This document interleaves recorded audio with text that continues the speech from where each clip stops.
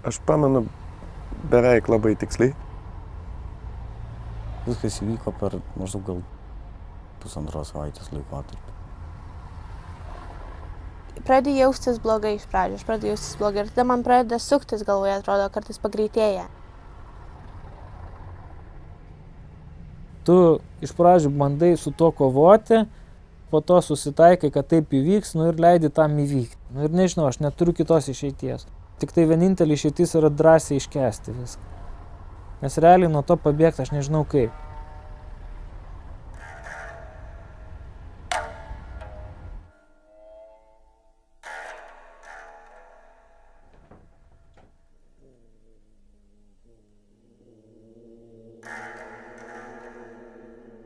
Kartais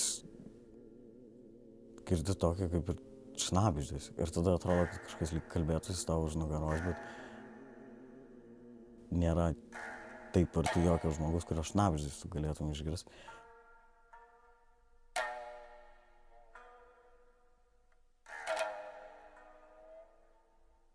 Kuo daugiau skausmo, tuo mažiau tavęs, todėl tu turi skelbti kuo daugiau savo skausmo, kad liktų kuo mažiau tavęs, tau reikia kuo daugiau skausmo. Kai nėra tavęs, tu nebegali visą šitą girdėti, tad tau reikia kuo daugiau skausmo, kad liktų kuo mažiau tavęs.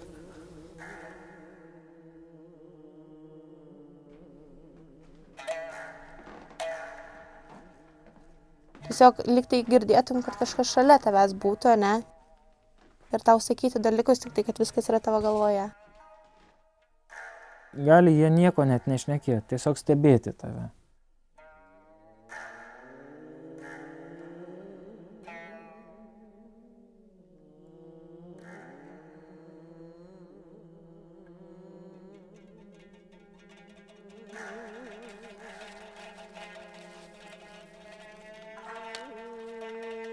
Tas balsas, kurį aš girdžiu, jisai man atrodo pažįstamas. Labai negerai. Kuo suprasti, kad jie gali mane išgirsti, bet jie gali. Kaip pagauti? Aš žinau, kad aš niekada nebūnu viena.